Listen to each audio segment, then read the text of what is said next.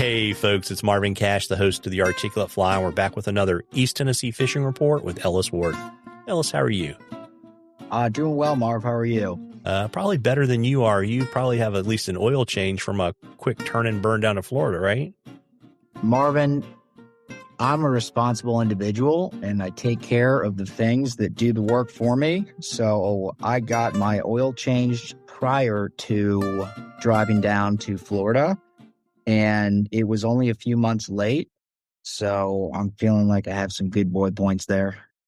Well, that's good. And, it's not like you're pulling a boat or anything. So, whatever. Thankfully this time, yeah, it's driving without pulling a boat is, especially distances, feels, it's 11 hours. That ends up being a long way. And then I got, drove back and had some long days on the boat in between. Woke up, drove up to see family, dropped one kid off, had a day in between, and now I'm back and talking with you. So thankfully the not towing a boat and driving feels a little easier has made a difference. Yeah, although my point was if you were already overdue for a couple months for the oil change, you'd been pulling a boat in those overdue months. So yeah, your point can go 2 or 3-fold because I'm probably understating how late I was. Fair enough. I've heard. I still got to change though. I get good boy points. Okay. Yeah, it's all good. It's I've heard annual oil changes are a thing. So you're back, and we were talking before we started recording about a subject near and dear to your heart, mousing. Yeah. Kicking off this week with, and it really feels like summer proper. Been gone for the last week and then had some trips here and there.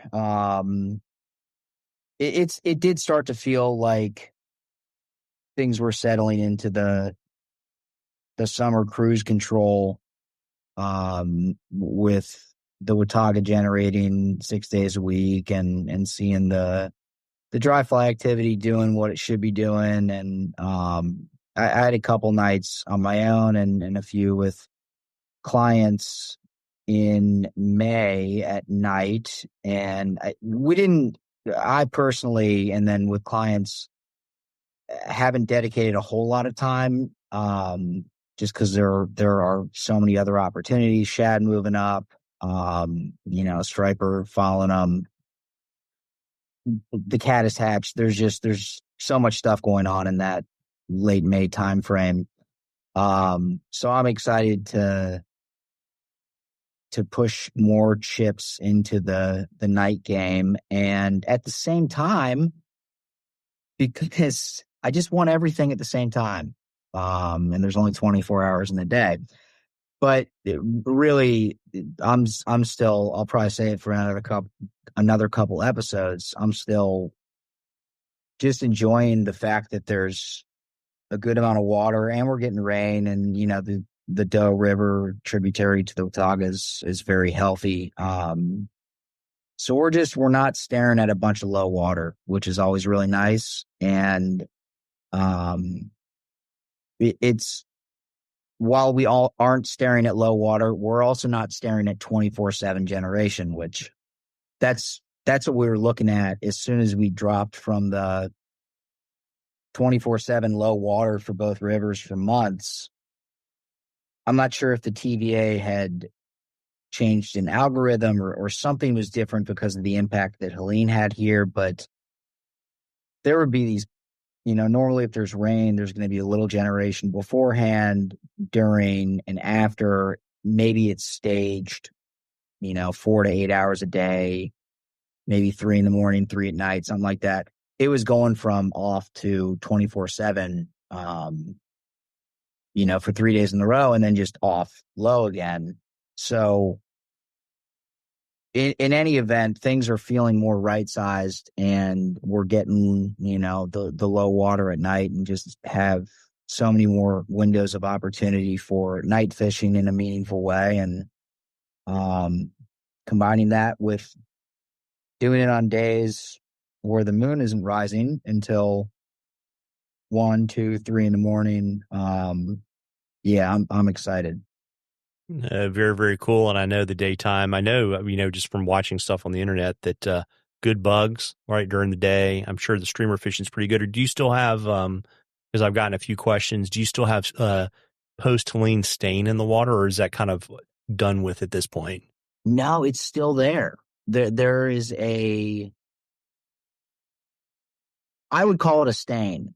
If I was just stepping onto my boat and maybe I'm a warm water angler or did a lot of the freestones, limestone creeks, that type stuff. It really does remind me. I fished a lot of the limestone and spring creeks up in the Pennsylvania, like all those blue ribbon trout streams,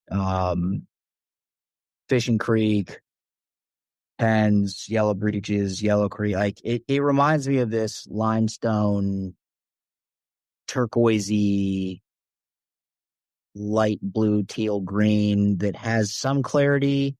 But when you get to 3, 4, 5 feet, you can really, it starts to look like the Caribbean. And that feels very clear, I think, to most people. To me, having fished these tailwaters for the 5 years, that's stain. I mean, that's color. And when you're starting to not necessarily lose flies, but you're only getting those pops of flash from the drunks, or you're only seeing the jig ear flies, dungeons, like you only see it on the pickup and maybe when it drops and the tail flares. It does, streamer fishing has been awesome, and it really does do a lot. My perception, at least for the comfort of the fish, I'll let you know when I talk with them. Yeah, fair enough. But it's kind of funny. That's what those PA guys, I think they like to call that fishy green. Oh yeah. Yeah. So, well, that's awesome. So, I guess you're probably starting to see sulfurs pretty regularly. I would imagine, at least, in our part of the world, in the mid-Atlantic, we've got probably storms or showers in the forecast for the next week to 10 days. So I would imagine you're looking forward to the cloud cover on the flats for some dry fly fishing too, right? Yeah, it's been, I was burning it before I had left for Florida, so it doesn't feel like I've been gone for that long. And that little bit of cloud cover, I had one day that was a little, I like to call certain days just, there's no data. You should just have amnesia about it because everything's great and things aren't happening the way that they should. There was one day that just felt like, cloud cover, everything. Streamer fishing was great, but it wasn't very buggy. We ended up getting a downpour later on that evening, and I like to tell myself that the bugs knew rain was coming, and maybe their timing was just a little bit off. But and that's because that prefrontal and those cloudy days for the bugs and in high water makes such a big difference. You can see some proper blizzards of bugs out there. Yeah, or maybe they just felt sorry for you for putting your camera in the drink. Yeah, I'm not sure that anyone, nature included, feels sorry for me for that one, including me. That if anyone listening to this has not seen that video, you should check out my Instagram. I put that camera up and had a very conscious thought about how I was setting things up and where my rod was and the net. And I was trying to take a picture of a muskie who was thrashing around in the net. It really did go through some cautionary planning in my head. And, about a minute later, just erased all of that as I went for something and knocked that camera into the boat. But I just used that camera to get some good pictures of tarpon, so I can confirm that it is okay. Well, that's good to hear. We didn't get a question this time, but folks, we love questions on the articulate fly. You can email me or DM me on social media, whatever's easiest for you. And if we use your question, I will send you some articulate fly swag. And as I say these days, I'll probably throw in a butcher shop sticker or two and enter your drawing for some cool stuff from Ellis. And Ellis, before I let you, you said power naps out of the question. So it's probably Monster and fast food before you mouse all night tonight. You want to let folks know where to find you to talk about fishing. Since I haven't talked to you in a while, why don't you let folks know if you've got any more bucktails rolling around and all that kind of good stuff? Yeah, it's the 2 R's, Rain and Reese's. I'm actually not just making that up. I'm looking at a can of Rain and a bag of Reese's. It was buy one king size, get another one for $1. So no Monster and fast food for me. I am healthy. You can find me at Ellis Ward Guides on Instagram. My website is elliswardflies.com, and best way to contact me about booking, bucktails, etc. is 513-543-0019. And I do have a number of bucktail in some new colors, Cheeto, a good chartreuse, lavender. I'm not sure if I call this one cucumber.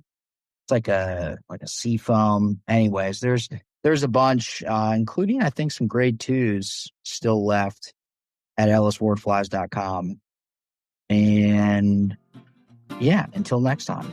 Yeah, you kind of scared me there with that seafoam comment. That was kind of frightening. We can go down the rabbit hole of colors. No, we're not going to do that. And I was just, it's kind of funny you didn't say anything about Zen. I hope they're organic, right? Yeah, I just assume everything is, because otherwise it's going to kill me. There you go. Well, listen, folks, as I always say this time of year, you owe it to yourself to get out there and catch a few. Tight lines, everybody. Tight lines, Ellis. Appreciate it, Marv.